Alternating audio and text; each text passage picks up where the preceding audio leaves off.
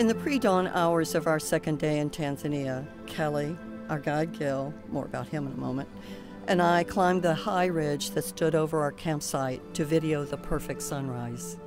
Having Gil as our guide was a comfort. He was born Dotoga, and this was his land. He and his American-born wife, Dolphy, are missionaries to the Todegas, a difficult endeavor, especially since they're considered one of the most unreached people in the world and live in a land under the stronghold of witch doctors.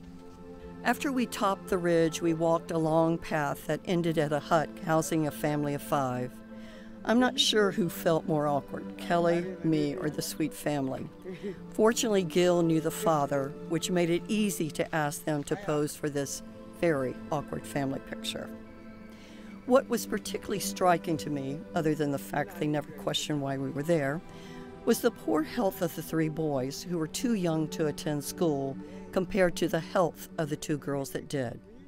While there, the father told us he wanted his children to attend school because there are few nurses and doctors in Tanzania, and he hopes that school will give his children a chance to become medical personnel and help people in their area.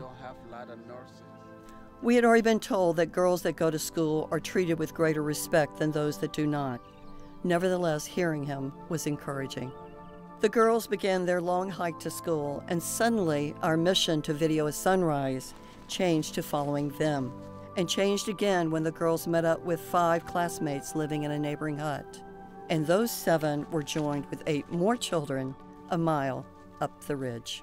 And then, like a great river following its own path, streams of children began coming out of the thick bushes to meet at the top of the ridge before flowing down its rocky bank towards the school you now see in the background. Right here, I have to say kudos to Kelly. He stayed with this unfolding story like a champ.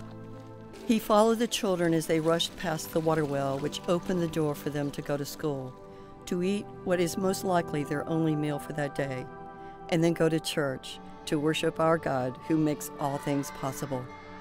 We indeed witnessed a perfect Tanzanian sunrise.